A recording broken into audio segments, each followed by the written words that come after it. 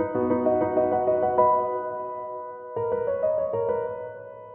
here it is. This is my best TV series of 2016.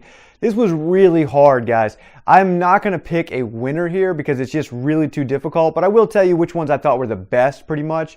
But there's just so many great shows and great series that came on last year. So these are in no particular order, but you'll be able to tell from what I'm saying that, which ones I ranked the best, right? So first up, we've got a show called Baskets. This was an incredible show with Zach Galifianakis. I didn't know quite what to expect with this show, but it's such a perfect show. In a lot of ways, it's kind of like Zach Galifianakis' version of Louis, except not quite as realistic to his own life.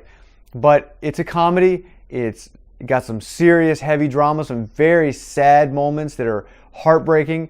And at the same time, you're laughing nonstop because of this awkward nature of the humor. It's fantastic. Zach Galifianakis plays two different characters in the show, himself and his twin brother, who is a totally different type of character, a really funny guy. Louis Anderson plays his mother, which is hilarious, really funny, and again, occasionally very heartbreaking stuff. But what a great show. Definitely check it out. I think season 2 has already started back up. So if you haven't seen season 1, definitely go back and watch it before you start the new one. Next up is The Night Of. I loved this show. And I think it's just going to be a mini-series as far as I know, but if they come back for a second season, I'd love to see it. Just a really great, interesting show. Now, the show can be kind of slow sometimes, but overall, this is a great look, not only at the justice system and the legal system in the U.S., which is all kinds of fucked up. I mean, the show really represents basically, okay, you get arrested, you get accused or charged for something. Well, you're basically guilty no matter what. Not only in the eyes of public opinion, but you're going to go to jail unless you can pay a huge bail, which most people can't do. It's just not an option for them. So they go to prison before they even go to trial.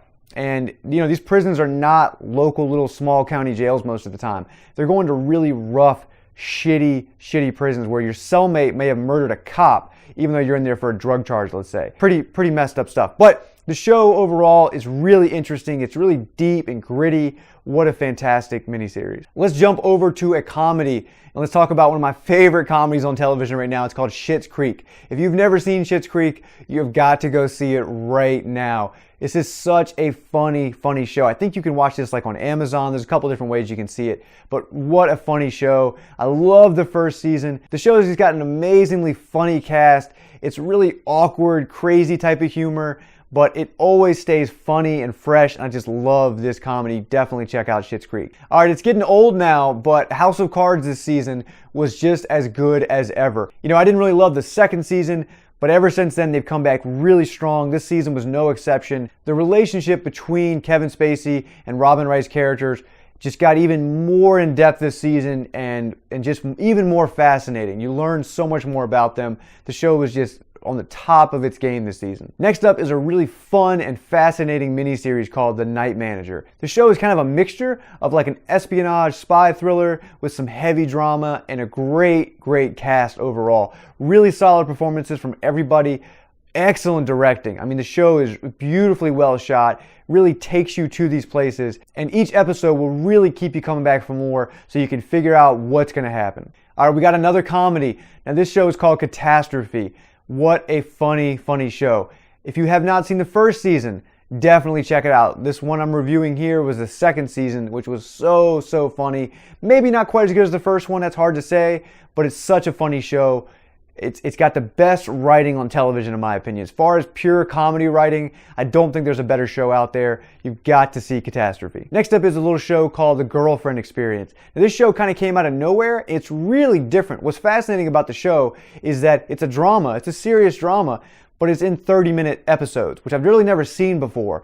And because of that, I actually think it's a pretty interesting format, especially if you have a show like this that doesn't necessarily have this kind of edge of your seat excitement. It's just a really fascinating look at kind of the life of like a high-end call girl. And that 30-minute form factor keeps it super interesting. We went through these episodes so quickly because of that 30-minute form factor. You can always just watch a quick episode, then you watch something else, you're doing something else, you're busy that day, watch another one real quick, just like you would a comedy. And it's such a good show. It leaves you just wanting more, wanting to find out what's going on here, and you want to know more about these characters.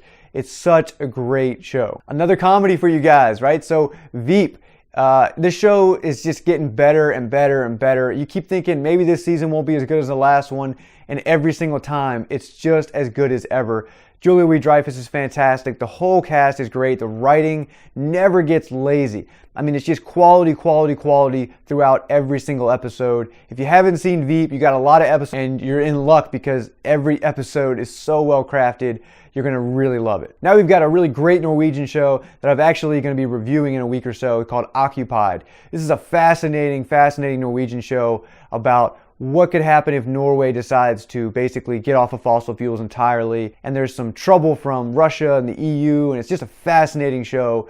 Definitely check that out. And the other Norwegian show that I would tell you is definitely my best shows of last year is called Nobel. This is also a really top-notch show with excellent directing, quality writing, great acting all the way around. Both these shows feel so solid. Nobel deals a little bit more with terrorism and some Middle Eastern conflicts, whereas Occupied deals with more problems at home. But both really excellent shows. Definitely check them out. They're both on Netflix. Another comedy for you.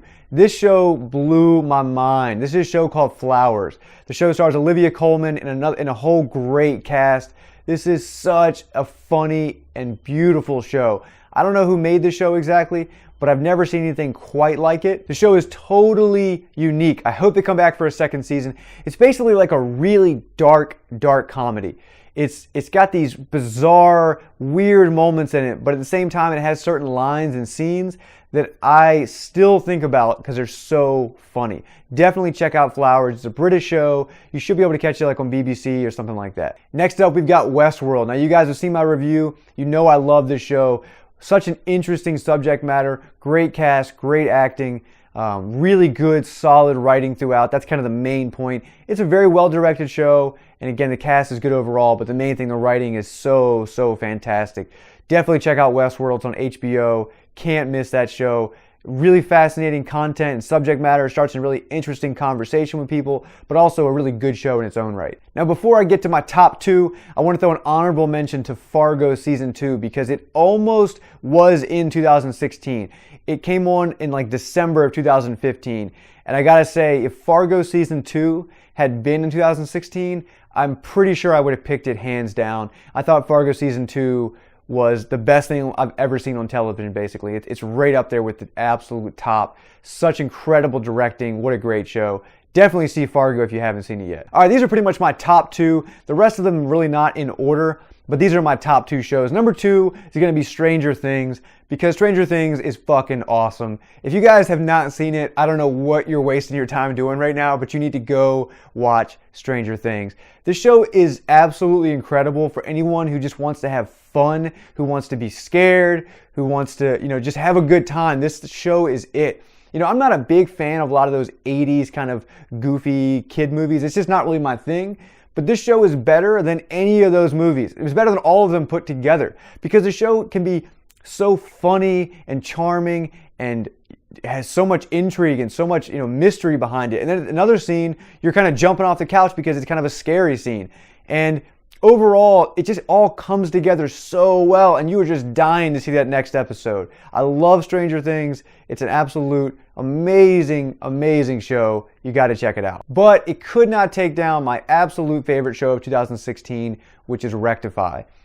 Rectify is my absolute favorite show of all time, hands down. I have never watched a show or a film or anything that has made me feel such strong emotions as Rectify does. Not only does Rectify trigger certain points with me that I really have a problem with our legal system here and a lot of other different larger issues, but as far as character development goes, there has never been a show like this ever. I mean, if you think about the great character development over the years, like let's say Breaking Bad, as great as that Heisenberg character turned into, I love the character development of Breaking Bad. What's so amazing about Rectify is you've got that high level of character development throughout all the seasons with pretty much every single character. You can have a character in the first season that you didn't really care for, and by the fourth season, you just feel for him and you love that character. But the main, of course, focus is going to be the main character, Daniel. And, this is just an incredible performance from him this season. The writing is just top-notch. Ray McKinnon writes and directs the show.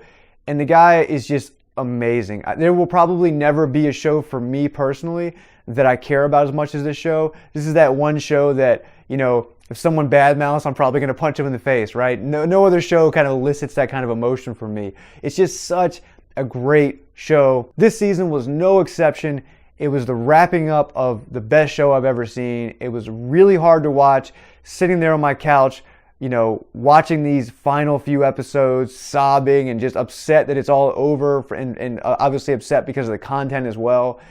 Really heartbreaking stuff. So if you have not seen Rectify, please go out and watch Rectify immediately. The show deserves your attention, as do all of the shows on the list. I know a lot of these are very obscure. Some of them, like Flowers, you may not have heard of, but trust me, they are great, great shows. This is my top 15 shows of 2016. Definitely check them all out. Let me know what you guys think about in the comment section. What was your favorite show? What, you know, maybe there was a show that wasn't on my list that I should see. Definitely let me know down in the comments section. I want to check it out. If you liked the video, hit the like button, subscribe to the channel, and I'll see you at the next Culture Critic.